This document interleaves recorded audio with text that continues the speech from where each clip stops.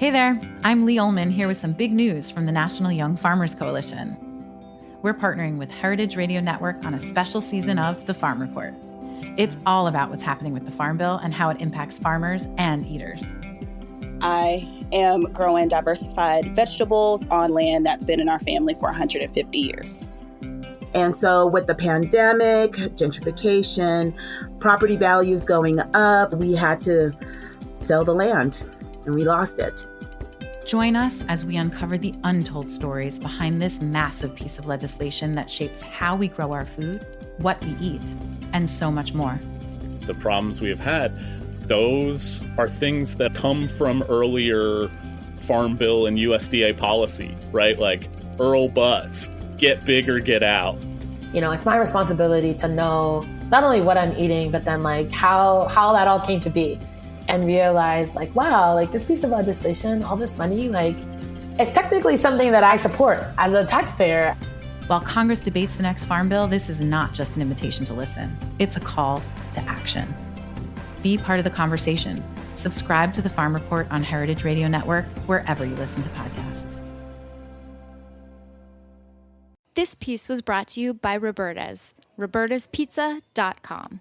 Hello and welcome to Snacky Tunes. I am one half your host, Greg Bresnitz. Welcome to our last episode of the summer session. We start the show in Los Angeles meeting up with self-proclaimed California girl, Gabi Dalkin, who's a chef, blogger, and author of the new cookbook, What's Gabi Cooking? Everyday California Food.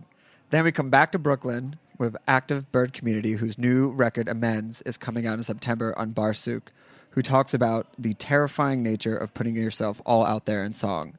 If you like what you heard and you're missing our voices for the rest of the summer, make sure to go back into our archives, listen to some old episodes, and leave us a rating and a comment while you're there. So sit back, relax, and welcome to another episode of Snacky Tunes. We talk about food, we talk about music, with musical dudes, finger on the pulse, Snacky Tunes.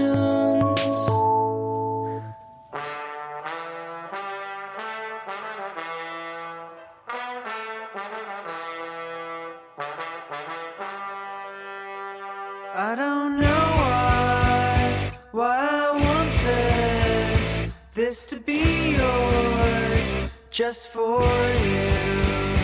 I don't care for what you care for I am only just for you. And it breaks my heart in two, 'cause baby it's you, baby it's you.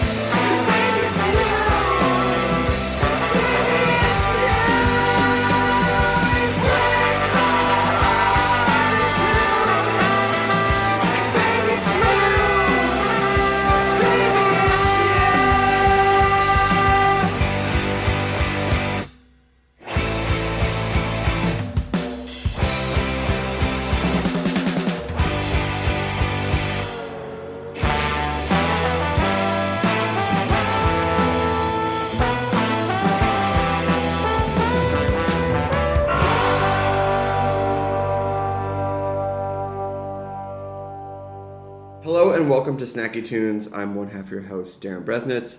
We are sitting here in beautiful, sunny California, and I say that because we are with Gabi Dalkin, author, California girl of What's Gabi Cooking, Everyday California Food, second cookbook. Congratulations. Thank you. We're rocking some kombucha. Yes. This might be my most California moment We are ever. having a California girl morning. We are. So I have like an avocado in my bag. I got your cookbook on the table. The booch is in front of me. Welcome to the show. Thank you. So So pumped. Yeah, second cookbook. Yeah. Pretty awesome. Thanks.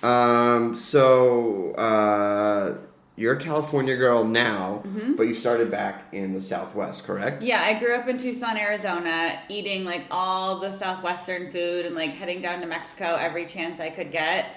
And for college, I moved up to San Francisco, and now I'm never leaving. You're never leaving. But do you ever miss those green chili, those Hatch chili cheeseburgers? All the time. You would think that they would have them out here. You would think they would have a lot more things in California that they don't. Like, it's funny, some things just don't make it out here. I feel like they get stopped like at the California border. At the border, yeah. They're like, nope, too many like calories or something like that. I don't know. But we still go back to New Mexico all the time for Hatch chili season, and I will live it up. I love them. I've had them there, and I've had them in like the hill country of Texas. So good. And they like roast them in those parking lot roaster things. Oh yeah. Whatever they're called. I don't know. They're amazing. Lottery roasters? Yeah, basically. Right? Lottery roasters. So growing up, did you love food, picky eater? What was it? 100% a picky eater. Like, really? I buttered noodles and grilled cheese. I'm not exaggerating you until I was 17 years old. I had my first steak when I was in high school, my senior year at my friend's house. Her dad made steak, and it's all he made, and I was like, shit, I guess I'm going to have to try a steak. So were you actively not into food, or you just like, this is what I like? I loved eating, but I loved eating like very basic things. And when my mom was a very picky eater and like doesn't like cooking, so there was just like very limited amounts of things at our house.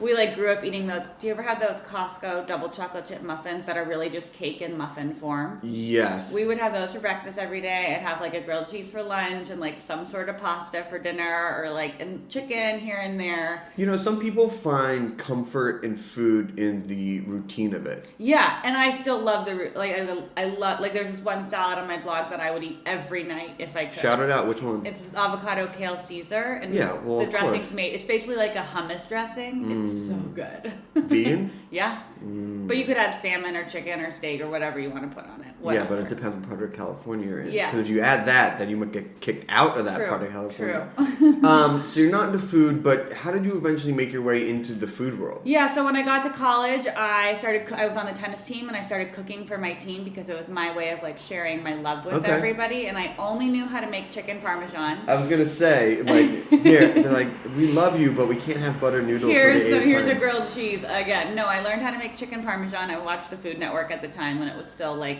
relevant, and I loved it and would cook for them every Friday night. And then after college, I got a job, and the whole company folded like 6 months into me being there. And instead of going to find another job, I decided to go to culinary school. But how did you get there, though, for someone, and this is no offense, didn't really seem to think or care about food? Because I loved eating. Okay. And I wanted to know how to cook other things. Like, I had a boyfriend at the time who's now my husband. I loved entertaining people. So I just wanted to have more in my repertoire that I could, like, pull out. And when I went to culinary school, I also got a job, weirdly, as a private chef, like week 2. Did they know about your background? Yeah, well, they were German and I'm German, so I feel like there was a lot of, like, love there. But I told them, I was like, up front, I was like, I don't know how to cook fish, I don't know how to do this, but, like, I'm learning it next week in school. And then my culinary school teacher told me, like, if you don't learn how to eat and make all these things, you'll never hack it in the culinary world. Sure. And at that point, I wasn't planning on being in the culinary world forever. This was just like a fun thing to do in the interim. And I took that as a personal challenge, and now I eat basically everything. What's off the list? Any kind of offal, I'm not into it. Like any like. Did you dabble at all? I've tried it all, but like it's not for me. Like I'm not gonna be like, oh my god, this intestine soup is so delicious. I've tried it. I'm fine. Yeah. I'm fine with it. Like it's not my number one. Do you like pate? Yeah. Yeah, I'm not. See, I love like pate and things like that, but the idea of just being like, and here's some kidneys and livers and things like that. With you, 100%. Yeah. Well, even though pate is liver, but just you know what I mean. Mm-hmm. So, What year is this that you're in cooking school? I started culinary school in 2009. Okay. And at this time, you also start your blog. Yeah, so the blog, the culinary school, and private chefing literally all started within 2 weeks of each other. So let's set the scene for people who might not remember what 9 years ago about the food blog scene was. Yeah. What was the landscape? It was, well, first it was ugly. Like, blog design was really ugly back then. I Little remember. WordPress? Oh, God. Mine was, like, black with neon colors. Like, it was so good. tragic. And all the fonts different size. So tragic. People were just getting started blogging. Like, a lot of people were blogging about their lives. It was kind of like the time mom blogging got big and food blogging was just starting. People weren't making any money off of it, so it was really a passion. At least in the food blogging world. And then I would say it didn't really pick up and get financially lucrative for a lot of people until like 2012, 2013. But what made you, as someone who sort of just got into food, who loved to eat but had a very small repertoire, want to start adding in that extra weight and time and pressure to make a blog about Well, because food? I was living here in LA and Right. my family was back in Arizona at the time, and I wanted to share with them. Gotcha. And I wanted to share with I basically wanted to brag to everyone that I learned how to make fish. Okay. And everyone's like, cool girl, like we did that. Yeah, no, my friends didn't even read. My friends still probably don't read What's Gobby Cooking. Like, my mom is my #1 fan and has commented on every blog post I've ever Shout done. out, that's what moms are for. And then my girlfriends, like, they'll come to my blog when they want a recipe, but they're not, like, avid readers. Now, obviously, it's successful now, and you have a book, and you have over 1,000 recipes and like that. But back then, what is the advice that you would give someone now, or that you wish someone given you For sure. when you got started? And not so much, because it's so easy to be like, I'm going to do this. Yeah. But like maybe like a month in when no one's reading. Right. So 3 years ago, I actually ended up doing a very big revamp for What's Gobby Cooking Sure. because I didn't know what What's Gobby Cooking stood for. So I would tell someone, figure out what your voice is and what your message is and do it. Like, if I go back and look at my stuff 8 or 9 years ago, it is all over the place. Like, there's no cohesive thread. Sure. But do you think that people have room to find that thread? For sure. You know? Nobody can tell your story except for you. Right. So, Would you just tell people to get started? absolutely. Like, you just start and it's not going to be pretty at first. Yeah. Mine certainly wasn't. But you need to, like, find your voice and your rhythm and whatever you want to do and make it work. So as you're doing the cooking, the chefing, you've graduated, you're doing the blog. When did things start to coalesce into going like, I have something here? Yeah, so it was probably when I rebranded What's Gobby Cooking about, I think it was almost 4 years ago now. And I like word vomited to one of my mentors for like a week. And she's like, this is so easy. Like, you're the California girl, obviously. Like, nothing's crazy complicated. All the recipes are very approachable and balanced. Done. And I was like, a light bulb moment went Right. off in my head. And all of a sudden, things started coming together because I had this thread that I was telling throughout everything, whether it was on Instagram or my blog or on Snapchat or whatever I was using. I had a consistent point of view, and people could really relate to that and pick up on it. And then things started really hitting it from there. And how easy was it to stay focused once you had a clear point of view? Like, was it, I'm sure once you start getting notoriety, it's easy to get distracted by some early successes. Like, how did you keep it all streamlined? Yeah, well, I'm super organized. Okay. I live for a to-do list. Great. So that's incredibly helpful. And also, like, just knowing, I kind of live by this, and people make fun of it all the time, but I live by this saying, like, is it on brand? Yeah. So now that I know what my brand is, I think about that for everything I'm doing. And if it's on brand, great, like, let's go for it. If it's not, like, we have to pass. It's just consistency. Now, for the unfortunate people who have not had a time to delve into the blog. So sorry. I'm so sorry. Take me through it, because there's a bunch of different sections. I mean, it really is a full sort of 360 lifestyle type of approach, from meal planning to travel to everything, but talk me through it. So What's Gobby Cooking started as just a food blog, and I would do recipes, and I think I have 1,700 recipes or something ridiculous on the site. It's aggressive. And you made all of them? I made all of them, and I've eaten all of them. Wow. That's why I work out all the time.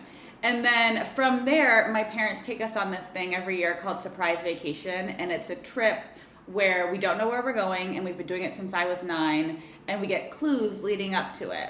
And so 5 or 6 years ago, I started sharing the clues on the blog, and people were in it to win it. Like, my dad would get emails at 2 a.m, people trying to figure out these clues. Can you give me an example of a clue and the place? Yeah, so 10 years ago, one of the clues was noisy sheep, tasty pig, ah.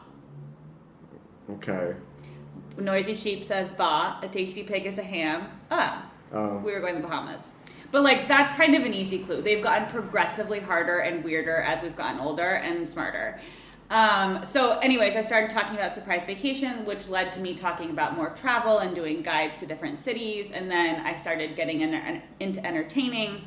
So I would do, like, you know, here's how to do a paella party and everything to make for it. So it's turned into more of a lifestyle destination than just recipe blog. And also, it's sort of just with pop culture and everything as well, like food, travel, entertainment. It all goes together. It all together. People that love to eat also travel and entertain. Like, people, they're good people. So I'm just trying to write about what everybody wants, and it's what my life is about.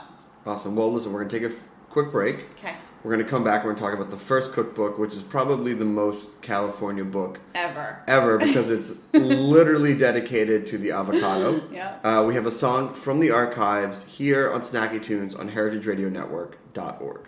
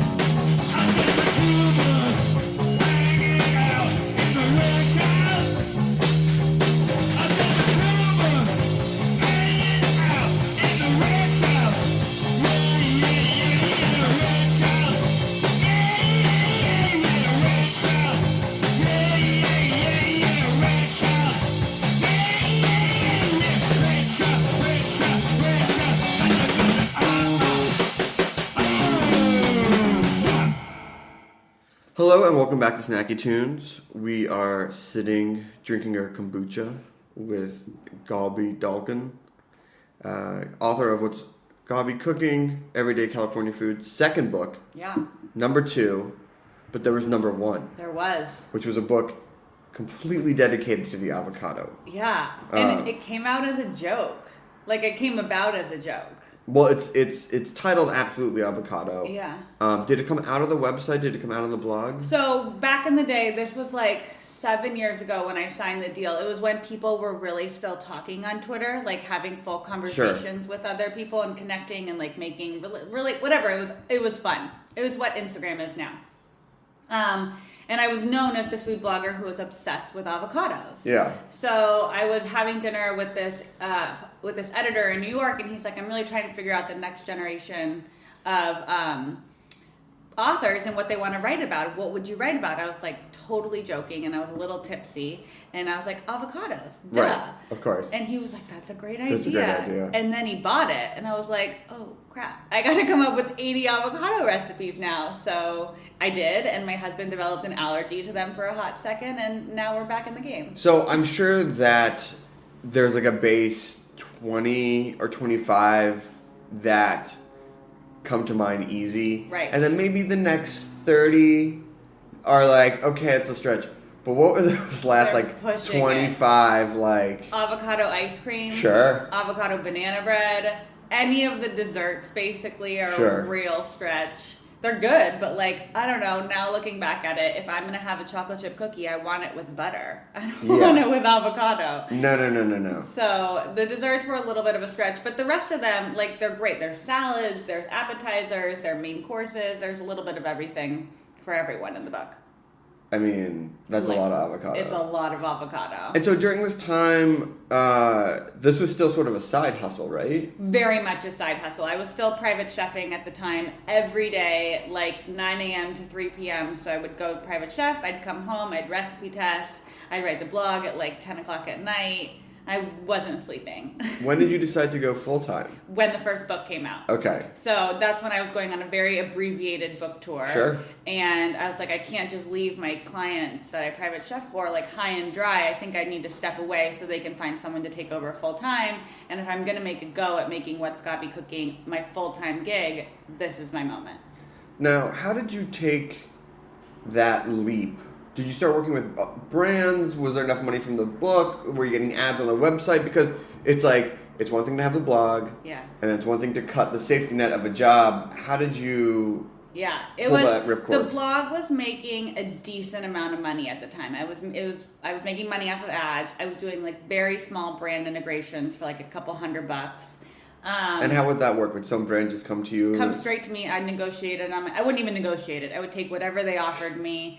And like $200, great. That pays for groceries for a couple weeks. Like, done. I'll take it. And I had saved money from private chefing. Sure. So that gave me a little bit of a cushion to like go out and do it for 6 months. And if I failed, I could always go back. And I did. It worked. So I was okay. And I slowly started, growing my audience. I eventually signed with a manager who now negotiates all my brand contracts for me, which is very nice. Yeah. Yeah. So, obviously, you had a first book, but in many ways, the new book with Gabi Cooking feels like the first real book. Yeah. And I don't mean that as an insult because I don't take it as an insult. but this really feels like encapsulates who you are. It's your storyline. It's what you would think of the natural progression. Yeah. Despite having a fun little. Yeah. But it must have been good to get the avocado book done. Just because you go, okay, I know I can write a book. I know I can climb this mountain. Yeah. It probably made writing the book that meant so much more. Without a doubt. And I learned how to write a recipe I know exactly how it was very educational for me, and I knew what to ask for when I got this book deal. Like I knew I wanted creative control over how it looked and who the photographer was and all that kind of stuff. So that was very helpful for me. You have beautiful pictures. Thank you. Who do you work with? Matt Armandaris. Shout him out. Who's my best friend, and his husband Adam Pearson is the food stylist, and the three of us do all the photos together for the book, for the blog, Instagram, everything. They are my two, they're my second and third husband besides my actual husband. Oh, okay. Who is Thomas, right? Thomas, yeah. Is Thomas okay with that relationship? Thomas is so okay with that because when I get like obnoxious, he's like, just go hang with Matt. Okay, that's good. What's your setup? What do you mean? Studio? Yeah, they have home? a studio down in Long Beach. When did you go from out of your at-home kitchen to like a more sort of official setup? Probably right when I rebranded What's Gabi Cooking full time, so 3 or 4 years ago. And I used to shoot everything at home on my counter with a point and shoot and flash. It was real aggressive and ugly. And we've slowly been redoing all my old recipes because some of them are my most favorite. And Matt and Adam shoot everything now. Awesome. So let's talk about the book a little bit, okay? So, 125 plus recipes, which you culled down from the 1700. Yeah. No, they're all new. They're all new? Yeah. They're not from the blog. Wow. Yeah. Yeah. Okay. There are a few blog favorites in there, but for the most part. Okay. Because I thought I saw a few Yeah. other favorites in there. Okay. So, how did you start planning this? Because it sort of is, it's got breakfast, it's got entertainment. I mean, it very much feels like a full approach to it, but what made you want to pick these recipes and go into this approach? Yeah, so there was a lot of Q&A with my audience. Back in the day when Snapchat was still super relevant, I would ask people. Shots fired. I know. Trust me, I'm like the biggest Snapchat fan, and the new like update just kind of, it's brutal. I know. I was the diehard though. Anyways, but when I would be at the seafood market, I would ask if they wanted clams or mussels, or if I was doing a flank steak, if you wanted this kind of rub or this kind of rub. And so there was a lot of, asking people what they were looking for to develop where I ended up. But when I pitched the book, the recipe list was completely different. Really? Yeah, I just ended up changing it. I wanted new things. I would be inspired by something I saw at a restaurant or the farmer's market. So it really changed in the year I took to write it. Well, one of the things I love about the book is at the very beginning, you have instructions on how to build what I would say your California pantry. Mm-hmm. What is the California pantry, and then how does that sort of differ from, let's say, maybe a Alabama pantry? Yeah, well, I think the thing about being a California girl is that you can kind of be a California girl no matter where you are. It's state of mind, right? Yeah, it's all state of mind. It's how you build your pantry. It's how you approach cooking. It's all about balance. So the pantry is, things that everyone has in their pantry: olive oil, quinoa, chocolates, different spices, things like that, and then really featuring things that are in season along with that. And then a full avocado larder. Obviously. Right? Obvious. You have to buy them rock hard so they ripen on your counter so no one bruises them but you. So one of the things I also love about the book is the sentiment of that perfect is overrated. Mm-hmm. And what I love about that is because when you think of California food and when you think of that, it's not that rustic doesn't come to mind, but you think California, okay, I have to have the perfect tomato. I have to go to the farmer's market. I have to get these white strawberry. It becomes so much pressure that you don't even get in the kitchen. Right. So how did you sort of come to that idea that perfect can be overrated and as a hindrance? Yeah, that's a great question, which I've never really thought about before. But I just think being perfect isn't fun. Right. Like when I'm doing an Insta Live or a Snapchat, people love seeing a real kitchen, and when you mess up, you spill, whatever. I think that makes it more approachable. Mm-hmm. And I think a lot of people are so intimidated to cook, it's endearing. So I'm not interested in putting together the most perfect thing that's gorgeous in every which way. I want something that's going to be delicious, doesn't take you a lot of time, and that you feel great about serving. Yeah, I mean, a lot of this is about recipes that you would share with people. Absolutely. And some of the recipes in there actually some other people in your life make cameos in the book as well. For sure. Your husband Thomas has a breakfast burrito. Your dad has barbecue chicken. Mm-hmm. How did you pick the recipes that have obviously inspired your life, been in your life, and then sort of make them your own?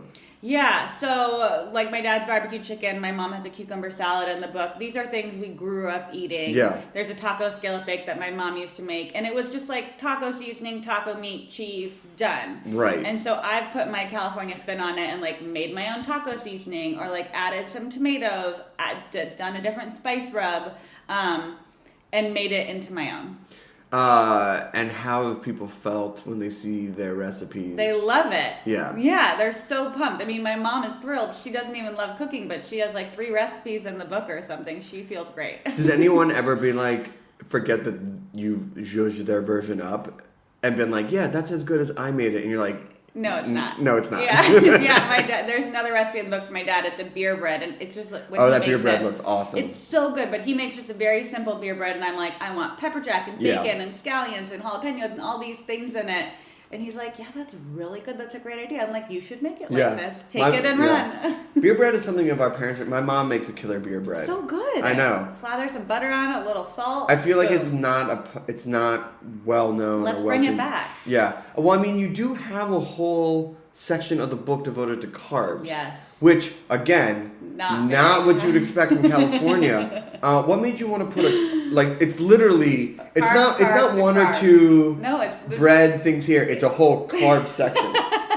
Well, okay. Pasta and pizza are my lifelines. Like, Yeah. you can't say no to either of those. And I think it's interesting, being in LA all the time, like, no one eats carbs. Like, Yeah. women don't eat carbs, and it's so boring. Like, know. you want to go out and have a pizza or a bowl of pasta and just, like, enjoy yourself. Granted, do it in moderation if Sure. you want, but you can't deny yourself of anything. So I'm all about that carb life. What's your favorite carb recipe In the book? In the book? Currently, I'm obsessed with the jalapeno and pepperoni pizza. Ooh. It's delish. You know, the pizza thing is a good example of what I like about this cookbook too, because you show people a lot of bases of just like, here's your basic pizza dough, and then you give them variations of Yeah, it. throughout the seasons. Yeah, throughout the seasons, which is great, even though you don't always think of California as seasonal. Right. It actually is very seasonal. It's just Yeah. that you can grow something in every season. Yeah, it's true. But what made you want to offer variation instead of being like, this is my one pizza recipe? Yeah, because I do make different pizzas depending on the season. Like, I'm very much inspired by the Santa Monica Farmers Market in Hollywood on Sundays. Sure. And whatever's there, I will somehow take home and turn it into a pizza. So I think a lot of those recipes, and just like there's a pizza for the fall, it has pulled pork on it. You're not going to eat that in like the spring or the summer. Don't tempt me. I mean, you don't could. tempt me with a good time. But like, you're making pulled pork for game days and all Sure. that, which is in the fall and the winter. So like, why not repurpose that pork and put it on a pizza and have, for whatever. Of course. Now, the pulled pork is awesome. The beer bread is awesome. And that recipe of like, what's your favorite recipe is sort of a terrible thing. But which of these recipes in the new book sort of best capture the story of who you are or encapsulate your journey? Great question.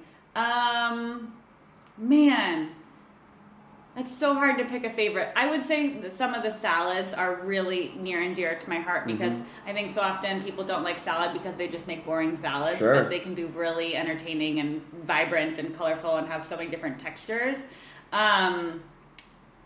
Gosh, there's a strawberry cheesecake popsicle in the book, which I feel like is kind of it's like my past life as a really picky eater and like my life is now eating everything coming together. Yeah. I don't know. I love them all. You love them all. Can't pick your favorites. No. So it's been a long journey, from eating buttery noodles to now having 1,700 recipes, 2 cooks, something like that. What's the one piece of advice that you would give to someone who sort of would want to go on the same journey that you've gone on? Yeah, I would say kind of what I said earlier, figure out what your voice is and then be authentic. Like, don't try and do something you can't speak to. It's not gonna come out well. People are gonna see through it. And it's just not worth your time, like to try and be something you're not. So figure out what you want to say and do it. Awesome. Well, Gabi, thank you so much. Thank you. I'm sorry we're ending this with a trash can dumping right outside. Such is life. Such is life. I feel like that's like the buzzer. It's like wrap it up. Time to go. Time to go. But where would people get the book if they want and should get this book? Yeah, the book's available everywhere books are sold. It's on Amazon. There's a whole section on my blog dedicated to it with the various links to independent bookstores and all that jazz. So awesome. whatsgabicooking.com. Awesome. Well, thank you so much. Really appreciate it. Can't wait to cook from this book. We have another song from the archives, and then a live performance here on Snacky Tunes on heritageradionetwork.org.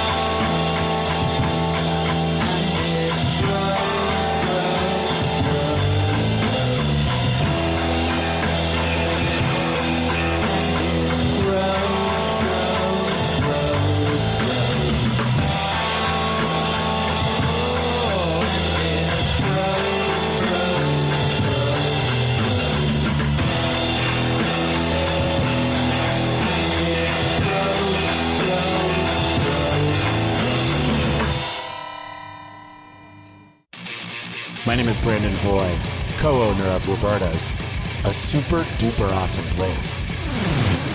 Roberta's is a very, very, very, very proud sponsor of the Heritage Radio Network. We're also super awesome. Thank you, Heritage. Welcome back to Snacky Tunes.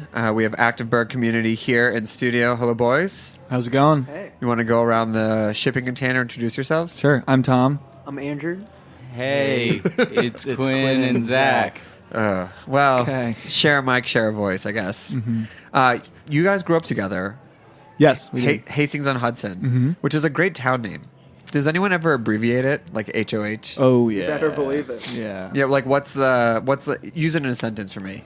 I love HOH. Yeah. It's what it be.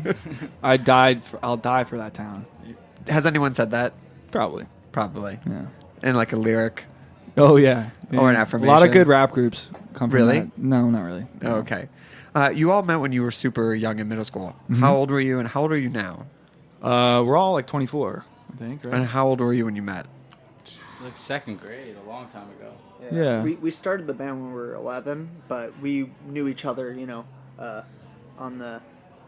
we were playing outside and stuff like that.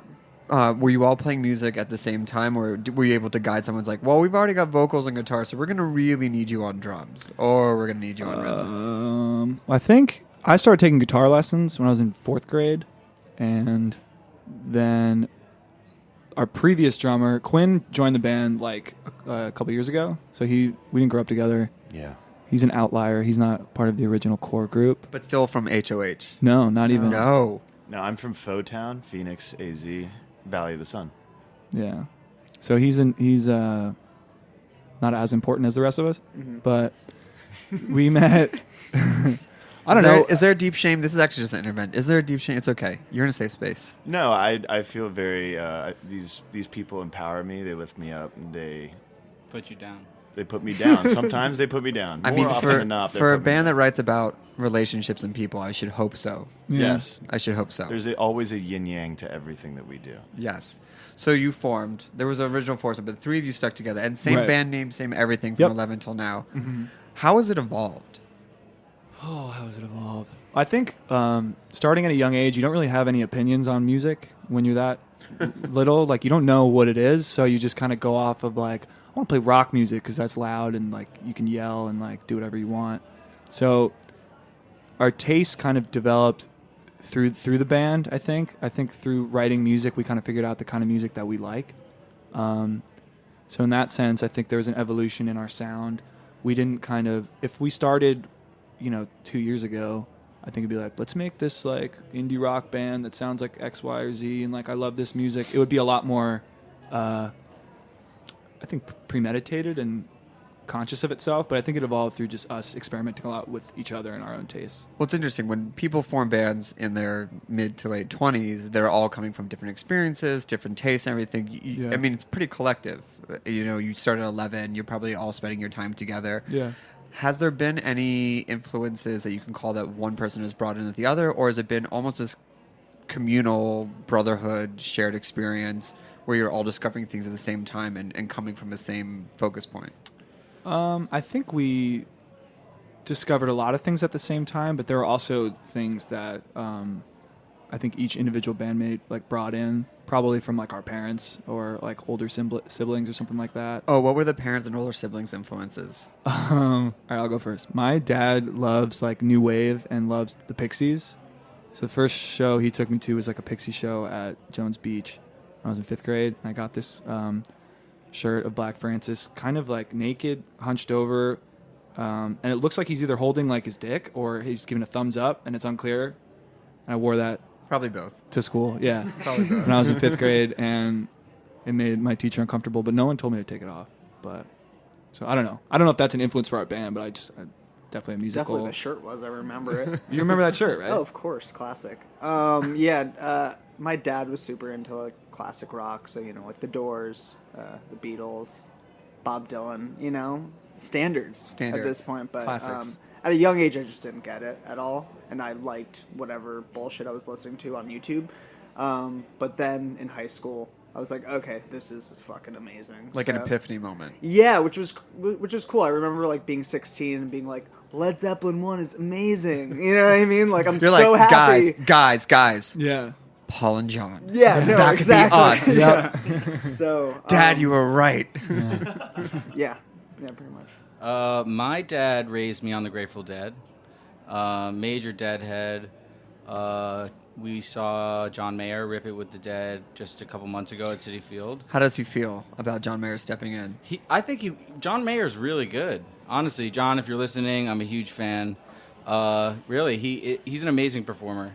But it's weird going to Grateful Dead shows because it's like the only show that I feel like I go to where like anyone under the age of 50 is like the outlier at the show, which is like in most cases when I bring my dad out to shows, he's kind of the old man in the back. But when we go to these Grateful Dead shows, I'm kind of like I have no idea what I'm really watching because I didn't really experience that band. So it's cool. My parents' tastes were probably closer to Andrew's. A lot of the old standards, classic rock that my dad listened to. Also a lot of Frank Sinatra, a lot of that. And we lived in Phoenix, so it was like my parents were trying to avoid listening to all of the country music that their friends in Phoenix, Arizona would listen to. So they would try and listen to like 80s classic rock, just like anything but country. So I just grew up pretty much trying to avoid country music, but I've come to appreciate pretty much everything at this point. And have you two always shared songwriting responsibilities? I think so. Yeah, I mean, it's changed over the years, I mean, when we first started the band when we were 11, Tom was the only one that knew how to write a song. So he was like You can go first. Yeah, exactly. Like, and it was like this band has been like song by song. When we started, we had one song or two songs, and we're like, this feels so good. Let's go to the next song, and now we're here. I remember an early album. I think I sang most of it, and then there's an album where I only have like one or two songs, and now it's changed. But I don't know. That freedom has always been there. We've always just loved to like write together. I think also there's no. Again, we've been doing it for so long, blah blah blah. But like, there's no stress of like I'm not going to get my moment or my chance because we're just going to do this forever. So it's not like there's no time concern about like I didn't get enough of my voice on this record or I didn't write enough songs. It's just like I'll just fucking do it on the next one. It's like, oh, there's 10 songs, you have 6 and I have 4. Yeah. So we need to like get one of the really good songs out for my mediocre one. Right. I'm so sorry. Yeah. And also like a song that like let's say Tom isn't singing, he's playing guitar or like soloing, and like same for me. So it's a good time. Can we hear a song? Sure. Hell yeah. What are you going to play for us first? So we're going to play our newest single. It's called Baby It's You. And I actually sang this one. Here we go. Active Bird Community live on Snacky Tunes. I don't know why I want this to be yours, just for you. I don't care for what you care for I am only just for you. And it breaks my heart too, 'cause baby it's you, baby it's you. Oh, it breaks my heart too, 'cause baby it's you, baby it's you. When I'm lost, middle of nowhere, I really don't care, 'cause I'm with you.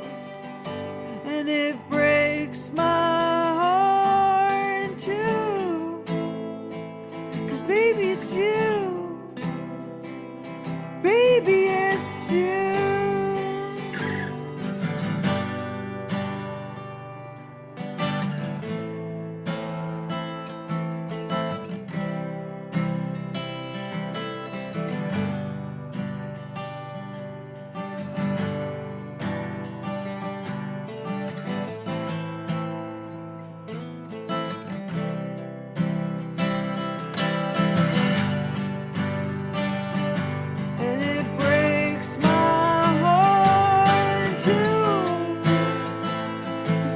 it's you. Baby, it's you. It breaks my heart, it's you. 'Cause baby, it's you. Baby, it's you.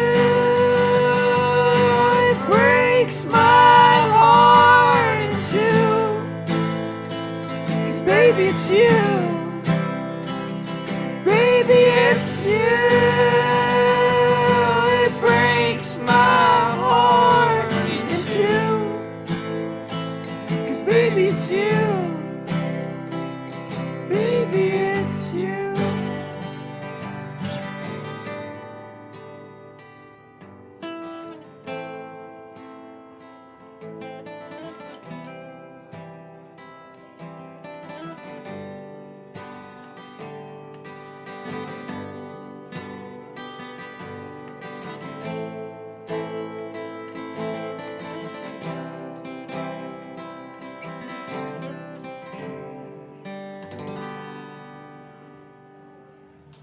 A lot of your record deals with this really interesting dichotomy of the pain of experiences and empowering nature of forgiveness. I definitely was not thinking about that when I was 24. When did you evolve from just a kid being like, I want to play rock because it's loud, into the psychology and kind of the depth of your songwriting? Well, how did that evolve, and when did that begin to creep in and become a focal point of the songs that you were writing? I think ever since a young age, the songs that we would write were pretty, serious, or like trying to be in depth, even though if we didn't really know what that meant or how to do it. But I think it became, at least for me personally, I got more comfortable with it on this record, being like a little bit more honest about certain experiences, or trying to speak to things that have actually happened to me in my life and be like a little less vague about stuff. And that's scary, because you have a band, you're with like your friends, you're like, we can just play music because it feels good. Like, this place doesn't have to be something where I am digging deep into things that make me uncomfortable, or like I want this to be like a happy, fun place, which is cool for a while. You know, like through high school into college, that was like it's fun. But I think at sometimes you need to, as a group, kind of like dig in a little more. And I think with this record, that was kind of us doing that. And it took a lot of like communication and trust. What was that communication? Well, I think we had never really written a record like all at once together, and we're like every note, every word on this record was something that we all agreed on, as opposed to like, I got this song, Angie's got that one, let's get to like 8 or 9 and then we're done. So I think the communication was like, I'm going to sing some songs about like my relationship with my mom, or like I'm going to explore like divorce, or like growing up this way and not really knowing what was going on, or like feeling like you want to just throw your life away. Like, I'm going to talk about some of that shit and like say some names of people. And since you guys are in this band, I want you to like be okay with that. And luckily they were all just like, fucking hell yeah, let's do that. And did that come in like, hey guys, I got a demo? Or was it a group discussion where the four of you sat down and said, this is the direction we're going to go in because it's time and we can't just keep pretending that these are on the surface songs, or just... I don't know. I think we went to Stone Harbor, New Jersey, where Quinn's family lives, and they were like so generous and like just opened up this part of their house where we can just set up and like demo and make songs together. And I knew, at least for me, I was like, I'm going to try and write as many songs as I can. I'm going to try and be as like honest and just be truthful. And when we started writing these songs, at first it was kind of just on like a surface level, like, I like these songs, let's play these. We were thinking more of like the structure of the music. And then we had one night we were up until like 3 a.m. and like really drunk, and I just like had to like get it off my chest what the song Amends, which is on the record, is about, which I don't really feel like going into right now. But after I explained that to them, it was a vulnerable moment, even with people I've known forever. And I think the way that you guys responded to that was like really beautiful, and also just like empowering. And it became very clear to me that they were going to stand behind whatever I had to say, no matter what, and not be like, dude, can we just play like 4 chords and like get a catchy hook or whatever? Like it wasn't like that at all. It was like, you guys were all on board, and I thought that was awesome. And how does that change the music behind the lyrics? It's a really interesting point where it's like we're not just going to play like 4 chords, happy music. How does that change the instrumentation and the notes that you're putting or even the rhythms that you're playing behind the songs?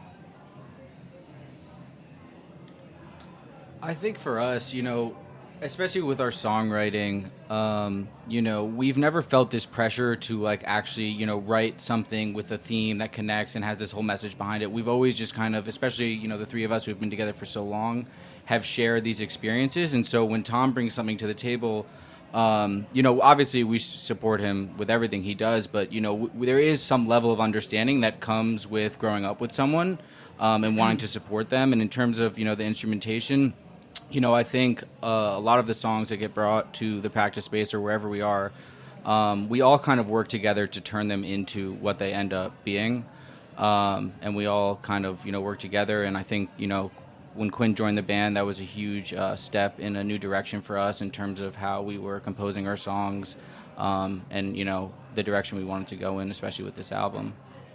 Yeah, when I joined this band, I was definitely an outsider, like in many ways. I met Tom at college in Fordham, and I had seen Active Bird Community play and was always blown away by their live sound, their live presence. Everybody knew who they were and wanted to be next to them and listening to them, and it was just magnetic. And I was lucky enough to just get close to these 3 guys and just join the band.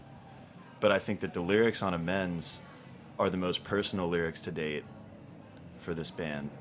And the music is almost coherent with those lyrics in the sense that they're digging deeper and they're trying to do something that just hasn't been done before in this project. Both of the music and the lyrics are sort of trying to tackle the same odds of just changing direction, looking inward as opposed to looking outward, and tackling the scary monsters that you think about and would rather not sing about, but we're going to do it anyway. Can we hear another song? Sure. What are you going to play for us? This one's called Unwind With Me.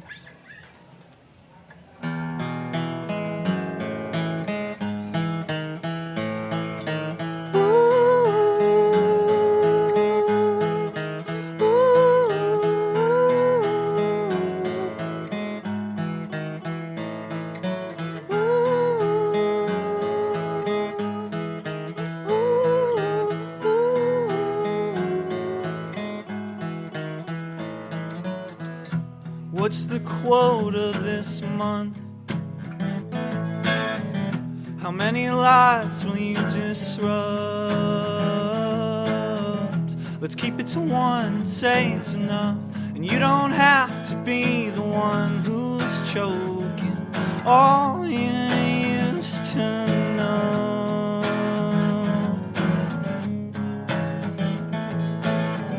Now nervous hands are on my skin, spread them over me again, 'cause I can't feel that much. And now you're really over there, and I'm 1,000 pounds of scared I'll fuck this up.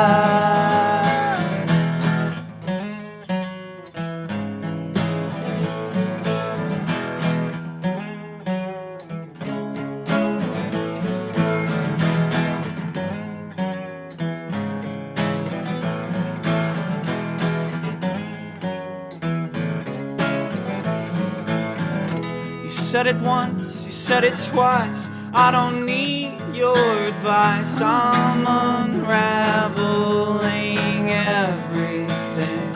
I need it slower than before. I need to call somebody more up late, frustrated, can't unwind. You cut your teeth to catch the tide over words, unsure of what it's worth.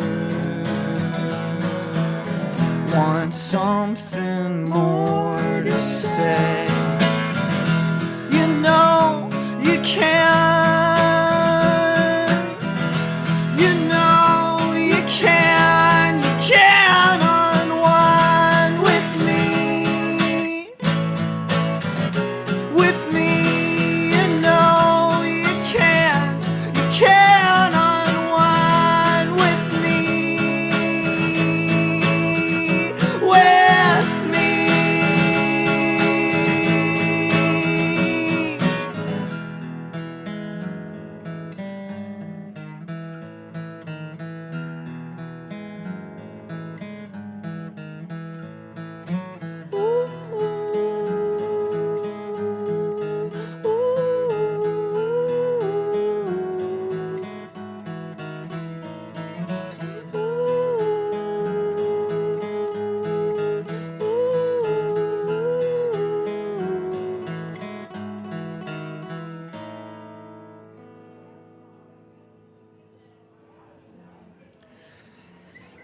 You are on the precipice of a new record coming out mid-September in Barsuk, Amends. How's it feel? While it's done, but it's not out, what are the emotions? Off the bat, it's fucking terrifying. It's so fucking scary. But it's great at the same time. If you're thinking about it strictly from the music perspective, like, I made these songs, I can't wait to show everybody. That's great. Like, I'm really looking forward to that. And that's basically what it is at the end of the day. But, all of the time and the preparation to roll them out in a way that you think is coherent, in a way that you think people will connect to it, like all that behind the scenes planning, really just gives you a lot of time to get in your head about things. What are you in your head most about? All of you. Yeah, each and every one of you. What are you in your head the most about that could go well or could be like, I can't, why are we doing this? Turn off the lights, pull the cover over the head. I guess it has to do with the personal nature of a lot of it. It's like, do people even give a shit about, whatever personal things I have to say? Another thing is, like, will they understand it? Will the people that are closest to me that are probably implicated in the songs appreciate that or be a little weirded out?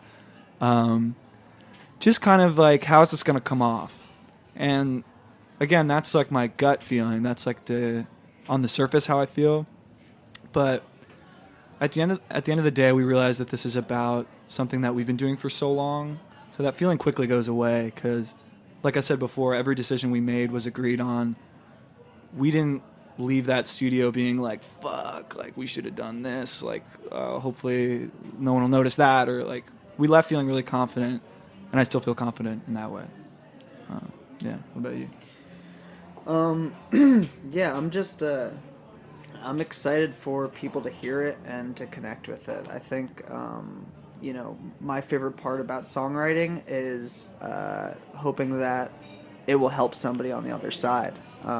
Because I've, experienced that with so many other people's songs and music, So the chance that anybody out there will hear it and it might help them in a moment, like, that's exciting. So I'm really excited for that.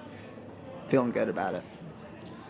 I think that, it's difficult to manage our expectations sometimes, especially, leading up to this release, because you put so much time and energy and thought and just like your entire being essentially into creating something like this, like an album. And then it just kind of like goes into the world and we all kind of just cross our fingers for, this quote unquote success. But I think we have been pretty good about, leveling ourselves and kind of, just touching base on why we started doing this and why we're doing it in general. And, it doesn't, when you think about it, it has very little to do with, how well the album is going to do or what this is going to mean for us moving forward. It's more about us maturing and like, continuing our careers in music. And really focusing on each other and like what we're trying to do and just trying to forget about like, is this album going to sell X amount of copies or, are these shows all going to be sold out? Because that's, once you get in your head about that kind of stuff, it becomes very, very difficult to cope with, what's going on. And you kind of just have to remove yourself from that whole mentality. I think as the drummer, with the drummer's perspective, I don't have a direct line to the self-conscious insecurities that a lyricist has about their lyrics or their music. So I can confidently say that every song on this album is just amazing. I think it's incredible. But I don't carry with me, the self-conscious feelings that somebody has when they write words about something very personal. I get to do what I've done since I got to Fordham, which is watch Tom, Zach, and Andrew perform. I look at their backs, and it's always amazing, like, to watch them. And I'm just a part of something that's a lot larger than myself, and I'm really excited about the record in general because of that. Coming from that perspective is a lot of weight off my shoulders. But I'm terrified because they let me sing a song on the record, and I'm pretty scared about that. But overall, I'm not really scared. I think the record's dope. We're terrified too. It's a really good song. Does this mean that you will also be doing it live for the upcoming tour? Yeah. That's TBD. Yeah. How TBD? You're It's- saying it's yes. D. It's D. 100%. There's no T or B. It's a D. Yeah. Just get ready. Mhm. And is it gonna be the awkward moment where we have to like pull the microphone down and We switch. Oh, you Yeah, he plays switch. drums, Oh, Yeah. so you were like dead front and center. Yeah, you heard it here first. Amazing. We're switching. We're switching it up. How are your dance moves? That's TBD as well. Okay. That'll be that's a hard TB. Yeah, you've got some time in the van. Yeah. Yeah. We'll figure it out. You're going out on tour. Mhm. The record comes out in September. We want to make sure we have time for one more song. Thanks for coming by. Yeah. Where can people find you? Listen to the record, pre-order the record, check out tour dates. Slater, what's up? We have a dope website. It's really sick. It's www.activebirdcommunity.com. Not taken. Yeah, only 2 W's. Yeah. Well, I guess if you started when you were 11, it was definitely like wild, wild west of the internet. So Oh, I got it. Yeah, we got that I was domain like, early on. I was like 13. I was like, I don't know how to make a website, but I'll just buy this fucking, It's still like 99 cents a month. Yeah. Yeah, I've just been paying for it for years. That's why I'm broke. Andrew's never paid for the website. Yeah, you can find everything there. Our Instagram has the link in it too to find all our stuff, and it shouldn't be too hard. If you search Active Bird Community in Google, it's pretty much us or like some bird watching stuff. So just sort through that. You should be able to find it. Perfect. Well, thanks for coming by. And Thank thank you. you to Chef Gabby Dalkin as well. Make sure to check out her new cookbook. What are you going to take us out with? We're going to do a cover of Neil Young. Amazing. Yeah. Thanks for listening. This is the last episode of the summer session. Enjoy the rest of August and wherever your long weekend may take you. And we'll be back in September with another episode of Snacky Tunes. Take us out.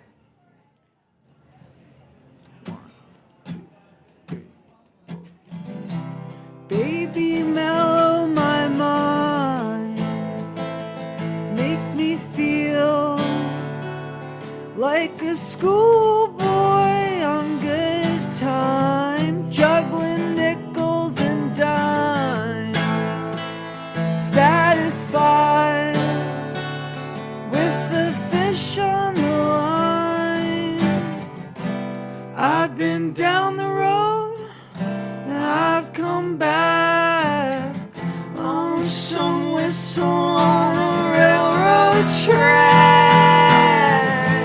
Ain't got nothing of those feelings that I had.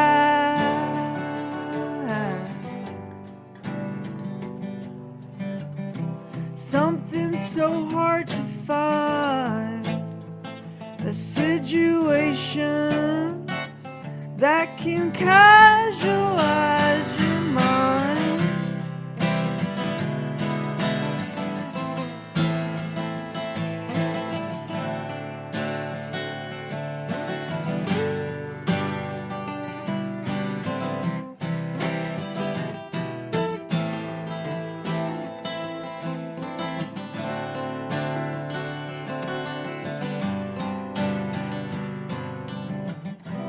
I've been down the road and I've come back.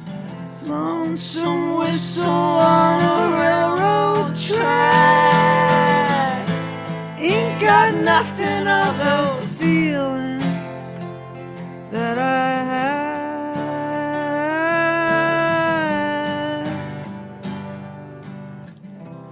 Baby, mellow my mind. Makes me feel like a schoolboy on good times, juggling nickels and dimes, satisfied with the fish on the line. We talk about food, we talk about music with musical dudes. Finger on the pulse, snacky tunes. Thanks for listening to Heritage Radio Network, food radio supported by you. For our freshest content and to hear about exclusive events, subscribe to our newsletter. Enter your email at the bottom of our website, heritageradionetwork.org. Connect with us on Facebook, Instagram, and Twitter at heritage_radio. Heritage Radio Network is a nonprofit organization driving conversations to make the world a better, fairer, more delicious place. And we couldn't do it without support from listeners like you. Want to be a part of the food world's most innovative community? Rate the shows you like, tell your friends, and please join our community by becoming a member. Just click on the beating heart at the top right of our homepage. Thanks for listening.